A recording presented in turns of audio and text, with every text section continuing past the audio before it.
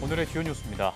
국내 연구팀이 전기차의 차세대 배터리로 주목받고 있는 리튬 공기전지의 성능을 향상하는 기술을 개발했습니다. 백금 원자를 이용해 촉매를 활성화해 충전과 방전 시간을 3분의 1로 단축했습니다. 국내 연구진이 혈액의 흐름에 따라 생기는 미세한 열 이동을 분석해 혈류를 측정하는 기술을 개발했습니다. 인공지능과 다층 열 센서 기술을 결합해 혈류 속도와 혈관 깊이를 동시에 실시간으로 측정할 수 있도록 설계했습니다. 국내 연구팀이 정유 공장에서 버려지는 황부산물로 4D 프린팅 기술을 개발했습니다. 황 함량과 그물 구조를 정교하게 조절하고 온도나 빛 같은 자극에 모양이 변하는 형상 기억 기술을 활용했습니다. 주말 동안 꽃샘 추위가 찾아와 종일 쌀쌀한 날씨를 보이겠습니다. 꽃샘 추위는 일요일까지 이어지다가 다음 주 월요일부터 점차 누그러질 전망입니다.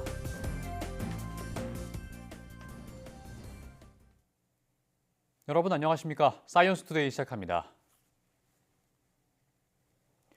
국내 연구팀이 전기차의 차세대 배터리로 주목받고 있는 리튬 공기전지의 성능을 향상하는 기술을 개발했습니다. 백금 원자를 이용해 촉매를 활성화하는 기술을 개발한 건데요. 김은별 기자가 보도합니다. 현재 전기차에 사용되는 리튬이온 전지는 양극재로 니켈과 같은 금속 산화물을 이용해 저장할 수 있는 에너지에 한계가 있습니다. 이에 산소를 양극재로 사용하는 리튬 공기 전지가 주목받고 있지만 산소 반응을 촉진하는 촉매 활성 부위가 제한적이어서 충전과 방전 과정이 느리다는 단점이 있습니다. 이에 국내 연구팀이 백금 원자를 이용해 촉매를 활성화하는 기술을 개발했습니다. 촉매로 사용되는 이셀레늄화 텅스텐은 모서리 부분만 활성화되는 것이 문제였는데 연구팀은 백금 원자를 이용해 촉매 표면에 미세한 원자 수준의 결함을 만들었습니다. 이 결함이 공기 중의 산소와 반응해 촉매의 표면이 전체적으로 활성화되도록 한 겁니다. 그 결과 기존 각각 60분이 걸리던 충전과 방전 시간을 3분의 1가량 단축했다고 연구팀은 밝혔습니다. 또 촉매의 활성화를 통해 수명 사이클도 3배에서 5배 연장했다고 설명했습니다. 기존에 사용하던 촉매보다 훨씬 뛰어난 성능을 보였다고 말씀드릴 수 있고, 특히 높은 전류 조건에서도 성능이 안정적으로 유지돼서 550회 이상의 그 장기 사이클 안정성을 확인했다고 말씀드릴 수 있습니다. 이번 연구는 국제학술지 머티리얼즈 사이언스 앤 엔지니어링 R 리포트에 실렸습니다. YTN 사이언스 김은별입니다. 국내 연구진이 혈액의 흐름에 따라 생기는 미세한 열 이동을 분석해 혈류를 측정하는 기술을 개발했습니다. 카이스트 권경하 교수 연구팀은 인공지능과 다층 열 센서 기술을 결합해 혈류 속도와 혈관 깊이를 동시에 실시간으로 측정할 수 있도록 설계했습니다. 연구팀은 서로 다른 깊이의 온도 센서를 배치해 열 이동 경로를 입체적으로 분석하고 딥러닝을 이용해 체온 변화 속에서 혈관 깊이와 실제 혈류 속도를 분리해 계산했습니다. 실험 결과 이 기술을 스마트워치의 광혈류 센서와 함께 사용하면 혈압 측정 오차를 최대 72.6% 줄일 수 있는 것으로 나타났다고 연구팀은 설명했습니다. 과학기술정보통신부가 한국인터넷진흥원과 함께 스마트 선박과 우주, 로봇 분야에서 보안 모델을 마련하고 대책과 점검표를 배포합니다. 선박 산업 분야에서는 실제 운항 시나리오별 위험 요소와 대응 절차를 정리해 자율운항 선박 보안 모델을 마련했습니다. 우주 분야에서는 클라우드 기반 위성, 지상국 서비스 등을 반영한 우주 보안 모델과 해설서를 공개하고 우주 보안 점검표도 제시했습니다. 또 로봇 분야에서는 로봇 보안 모델을 개선하고 기업이 로봇 제품 개발과 수출 과정에서 참고할 수 있는 사이버 보안 요구사항 안내서도 마련했습니다. 화재 현장으로 가는 소방차를 불법 주차 차량이 가로막는다면 이제는 파손을 감수하고서라도 강제로 밀어버립니다. 현장 대원들의 심리적 부담을 덜어주는 보상 지원 체계가 마련되면서 더 과감하고 신속한 인명 구조가 가능해질 전망입니다. 양희력 기자가 보도합니다.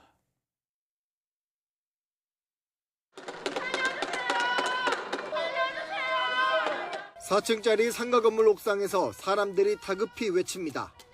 하필 누군가 세워둔 차량이 건물 입구를 가로막아 재빠른 구조가 여의치 않은 상황. 구조대원들이 차량 운전석 창문을 깨부수고 기어를 조작해 강제로 이동시킵니다. 이후 확보된 출입로로 사람들이 무사히 대피에 성공합니다. 초등학교 앞도로에 불법 주차 차량으로 출동로 막힌 상태. 소형 승용차 한 대가 출동 중인 소방차 앞을 떡하니 가로막고 있습니다. 사람이 없는지 확인을 마치고는 그대로 소방차로 뒤에서 밀어버리고 출동을 이어갑니다. 좁은 골목길, 불법 주차된 차의 파손을 감수하며 강제로 돌파를 시도하기도 합니다. 1분 1초가 급한 소방활동 특성상 이미 법적 근거가 마련된 조치들입니다. 출동 중 차량을 파손하더라도 보상 등 후속 처리를 전담하는 119 사법경찰팀이 있어 현장 대원들은 부담을 덜 수 있습니다.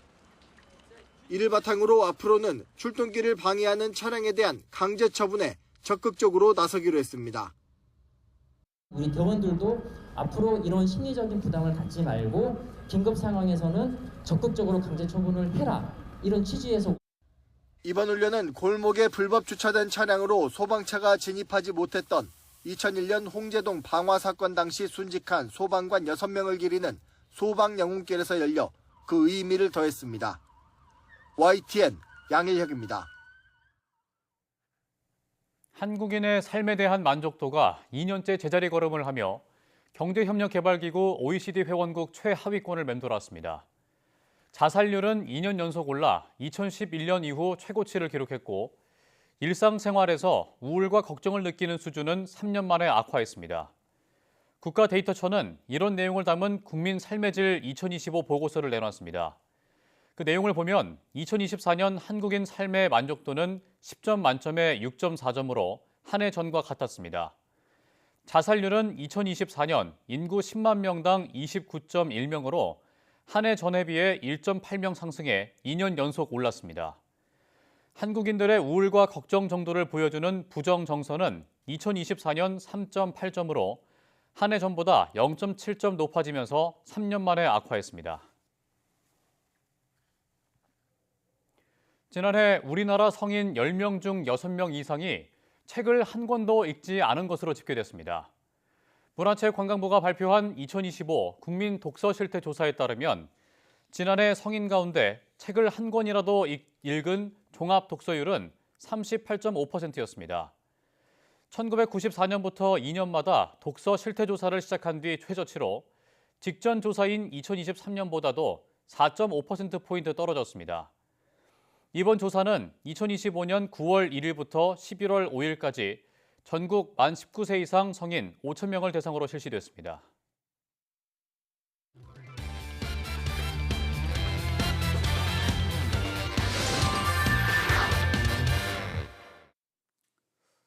한 주간 주목할 만한 사이언스 이슈를 다 모아온 입늘소리입니다.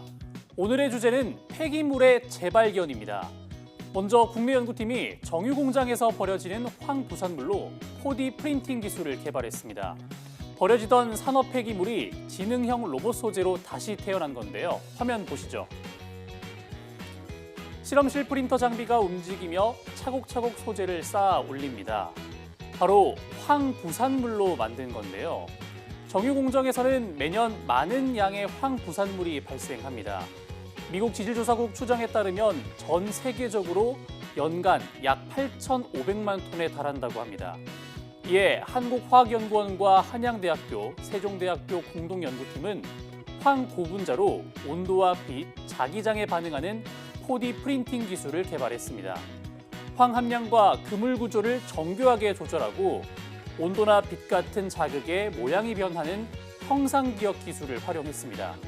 그 결과 별도 장치 없이 소재 자체가 스스로 형태를 바꾸는 지능형 구조체를 구현할 수 있었습니다.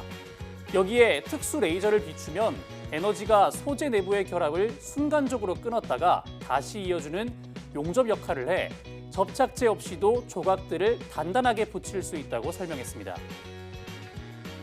산업 폐기물인 황을 4D 프린팅이 가능한 고부가 가치 소재로 바꾸는 업사이클링을 통해 환경 보호와 경제적 가치 창출이라는 두 마리 토끼를 모두 잡을 수 있습니다. 또 황 플라스틱에 철가루를 20% 혼합해 별도 동력 없이도 움직이는 1cm 이하 크기의 소프트 로봇도 개발했는데요. 연구팀은 형상 기억 능력에 자기장 반응 기능이 더해져 로봇이 자석의 움직임을 따라 더 정교하게 움직일 수 있다고 설명했습니다. 이어서 두 번째 소식입니다. 한국생산기술연구원 연구팀이 하루에 1톤의 폐플라스틱을 처리해 문환류 원료를 생산하는 기술을 개발했습니다. 화면 보시죠. 이번 기술의 핵심은 연속식 열분해 시스템인데요. 열분해는 탄소를 가진 유기물을 산소 없이 고온에서 분해해 유용한 원료 성분을 만드는 기술입니다. 연구팀은 원료 투입부터 반응, 생성물 회수까지 전 공정을 멈추지 않는 연속식 시스템을 구축했습니다. 또 장비 아래쪽에 나사 모양 이송 장치와 공기 차단 밸브를 결합해 바깥 공기가 들어오지 않으면서도 고체 찌꺼기를 자동으로 빼낼 수 있게 했는데요. 공정 중 발생하는 비용축 가스를 버리지 않고 열원으로 활용해 설비 내부 온도를 일정하게 유지하는 방식으로 왁스의 고착 현상을 방지했습니다. 연구팀은 합성유와 오디오를 혼합해 시험한 결과 점도, 유동점, 인화점 등 상용 기여유 기준을 모두 충족했다고 밝혔습니다. 이렇게 생산된 열분해유는 기여 윤활유 원료로 활용할 수 있다며 앞으로 후속 연구를 통해 상용화를 앞당길 계획이라고 설명했습니다. 오늘 소개한 기술들이 상용화된다면 버려지던 폐기물이 다시 쓸모있는 자원으로 변신하고 친환경과 산업적 가치를 동시에 잡는 미래 기술이 될 것으로 기대됩니다. 지금까지 사이언스 이슈 담아온 임늘솔이었습니다.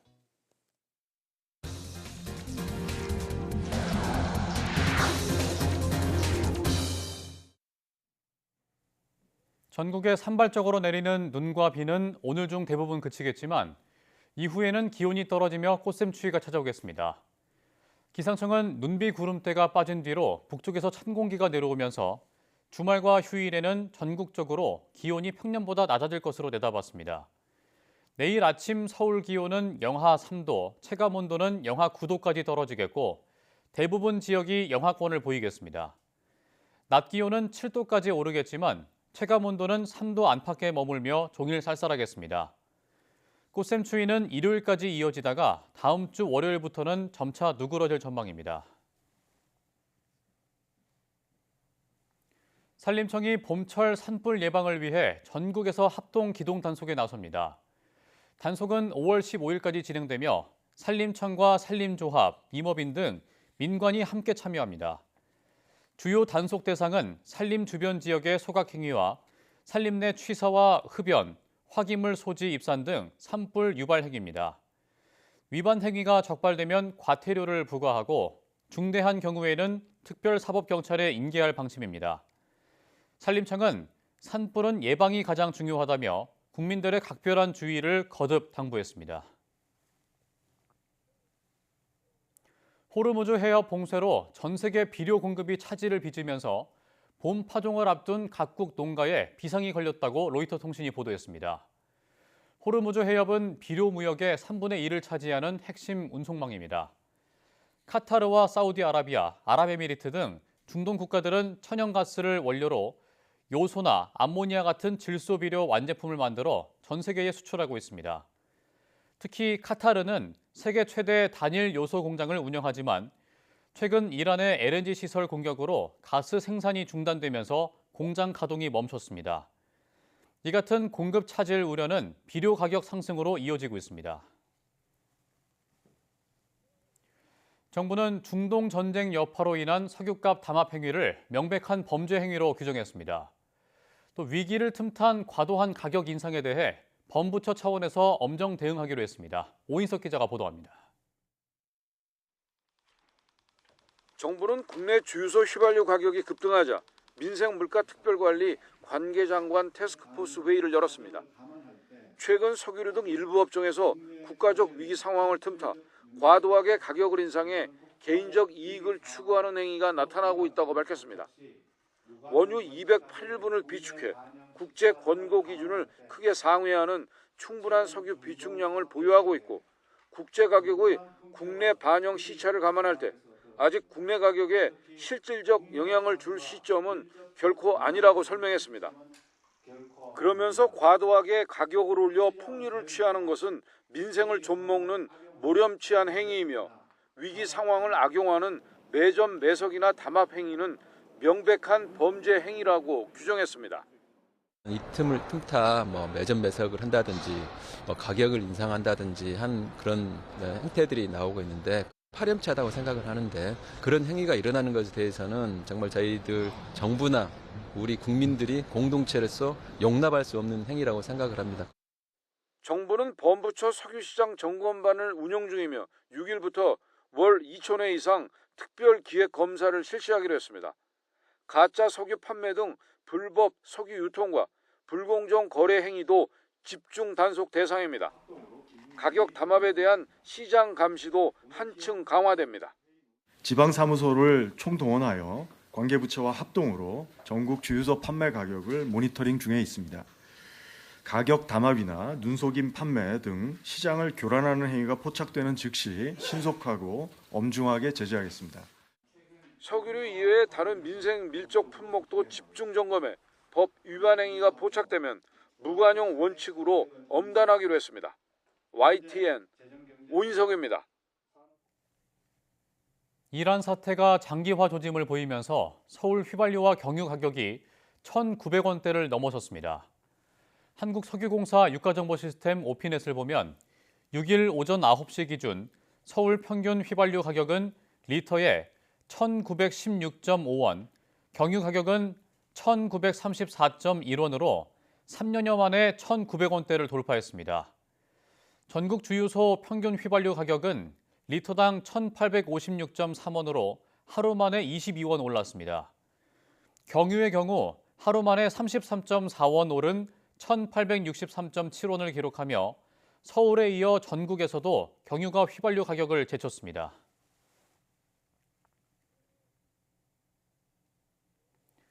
정부는 이란에 대한 미국과 이스라엘의 공격이 계속되는 것과 관련해 이란 전역의 여행을 금지하는 여행경보 4단계를 발령했습니다. 외교부는 중동 상황 악화로 우리 국민의 신변 안전 우려가 커진 이란 전역에 대해 여행경보를 4단계로 상향했다고 밝혔습니다. 이란 전역에는 지난해 6월 이후 출국을 권고하는 여행경보 3단계가 내려진 상태였습니다. 외교부는 예외적 여권 사용 허가를 받지 않고 이란에 방문하거나 체류할 경우 여권법 관련 규정에 따라 처벌을 받을 수 있다고 설명했습니다. 또 이란 방문을 계획하고 있는 우리 국민에게는 여행을 취소할 것과 현지 체류 중인 경우에는 즉각 철수할 것을 당부했습니다. 미국, 이스라엘과 이란의 교전이 일주일 가까이 이어지는 가운데 트럼프 대통령이 이란의 협상 요청을 거절했다고 공개적으로 언급했습니다. 이란은 미국의 협상을 요구한 적이 없다며 항전 의지를 불태우고 있지만 트럼프는 이란의 군인과 외교관들에게 투항과 망명을 촉구하면서 이란 내부를 더 세게 흔들었습니다. 신호 기자가 보도합니다. 백악관에서 열린 2025 메이저리그 사커 우승팀 축하 행사. 인터 마이애미 FC의 슈퍼스타 리오넬 메시에게서 47대 미국 대통령을 뜻하는 유니폼을 선물 받았습니다. 축구 선수들을 뒤에 세워두고 이루어진 트럼프의 연설은 어느새 이란 이야기로 넘어갔습니다. They're calling, they're saying, how do we make a deal? I said, you're being a little bit late, and we want to fight now more than they do. 언론 보도로 나오던 이란의 협상 요청서를 확인하고 거절했다고 공개적으로 밝힌 겁니다. 트럼프 대통령은 이란의 군경과 외교관들에게 투항과 망명을 촉구하면서 이란 내부를 더 강하게 흔들었습니다. Accept immunity, we'll give you immunity, and we'll be giving you really the right side of history. 유엔 주재 이스라엘 대사는 기자회견장에 이란의 공격용 드론을 들고 나왔습니다. 현실적인 위협을 보여주면서 외교적 해결은 전쟁이 끝난 뒤에나 가능하다고 주장했습니다. I think diplomacy will come into action. Not yet. We have to finish the job. We have to dismantle the machine of terror. 미국과 이스라엘의 이 같은 압박에 대해 이란은 협상을 요청한 사실도 없다고 일축했습니다. And there is no request for the negotiation with the U.S. From us. We have never sent any messages to them. 이란은 항전 의지를 분명히 하고 있지만 유리하지 않게 진행되는 전쟁 상황 속에서 사망한 최고 지도자 하메네이의 후계자 발표도 늦추는 등 전쟁과 외교 사이에서 고민하는 분위기도 읽을 수 있습니다. YTN 신호입니다. 이 같은 전쟁 상황에서 온라인에서는 가짜 뉴스가 판치고 있습니다. 전문가들은 명백한 의도가 있는 선전물인 만큼 주의가 필요하다고 경고하는데요. 화면으로 함께 보시죠. 지금 보시는 이 영상, 이란의 신형 탄도미사일이 이스라엘 수도 텔아비브를 폭격하고 있다며 러시아 국영방송이 내보낸 건데요. 사실이 아닙니다. 이 화면은 지난해 6월 이란의 로켓 공격에 대응해 이스라엘군 방공 시스템이 작동한 장면입니다. 폭격으로 이스라엘 건물이 반토막 나는 영상도 SNS를 통해 확산하고 있는데요. 자세히 보시면 건물이 갈라지면서도 형태가 온전해서 가짜 영상임을 눈치챌 수 있습니다. 이란 이슬람 혁명 수비대가 중동 오만만에서 미국 항공모함을 타격했다고 주장하면서 퍼진 이 영상도 가짜로 판명났고요. 미군 병사들이 트럼프의 결정을 저주하고 있다며 온라인에 돌아다니는 오열하는 미군 영상도 AI일 가능성이 높은 것으로 분석됐습니다. Today was his birthday. He chose his country over celebration. He gave his life with honor. Heroes never die. 이 같은 가짜 이미지와 영상들은 민간인은 물론 전쟁 상황에 있는 군인들의 판단도 흐리게 해 피해를 키울 수 있는데요. 전문가들은 SNS 게시물의 출처가 신뢰할 만한지, 언론에 보도된 내용인지 확인하고 이미지 역검색 등 검증 도구를 사용하면 대부분 진위 여부를 알 수 있다고 밝혔습니다. 중고 거래 앱에 고가의 촬영 장비가 올라왔는데 알고 보니 한 고등학교의 방송반 자산이었습니다. 이 장비를 몰래 빼돌려 수백만 원을 챙긴 사람은 해당 학교의 담당 교사였습니다. 임형준 기자가 보도합니다. 지난해 말 중고 물품 거래 앱에 올라온 판매 게시글입니다. 카메라와 렌즈를 430만 원에 판다고 올린 판매자는 급히 처분한다면서 가격 협의도 가능하다고 구매를 유도합니다. 그런데 알고 보니 해당 장비는 경남 지역 고등학교 방송반 자산이었습니다. 판매 게시글을 올린 사람은 다름 아닌 담당 교사 40대 A씨. 교육청 조사 결과 A씨는 지난해 11월 말부터 12월 초까지 두세 차례에 걸쳐 방송반 장비 4점가량을 몰래 빼돌려 중고로 판매한 것으로 드러났습니다. 교육청은 A씨가 이 같은 방식으로 500만 원이 넘는 돈을 챙긴 것으로 파악했습니다. A씨는 교육청 조사에서 경제적인 어려움 때문에 이 같은 일을 저질렀다고 진술했습니다. 규정대로 엄정하게 처벌할 것이고 앞으로 유사 사례가 재발되지 않도록 관련 부서와 협의하도록 하겠습니다. 교육청은 A씨에 대한 징계 절차를 밟을 예정입니다. 아울러 교육청은 A씨를 업무상 횡령 혐의로 경찰에 고발할 계획입니다. YTN 임영준입니다. 전국 4년제 대학 3곳 중 2곳이 올해 등록금을 인상한 것으로 조사됐습니다. 한국사립대학 총장협의회는 각 대학의 이사회 자료를 등을 분석한 결과 4년제 대학 190개교 중 65.8%인 125개 대학이 올해 등록금을 인상했다고 밝혔습니다. 국공립대의 경우 등록금을 올린 곳은 3곳이었고 법정 상한인 3.19%까지 등록금을 인상한 대학은 8개였습니다. 협의회가 밝힌 지난해 대학들의 평균 등록금은 연간 695만 4천 원으로 사립대의 경우 평균 769만 2천 원, 국공립대는 평균 400만 4천 원으로 집계됐습니다. 계열별로는 의학계열 평균 등록금이 연 1,033만 1천 원으로 가장 높았고 공학 773만 5천 원, 예체능 763만 3천 원 순서였습니다.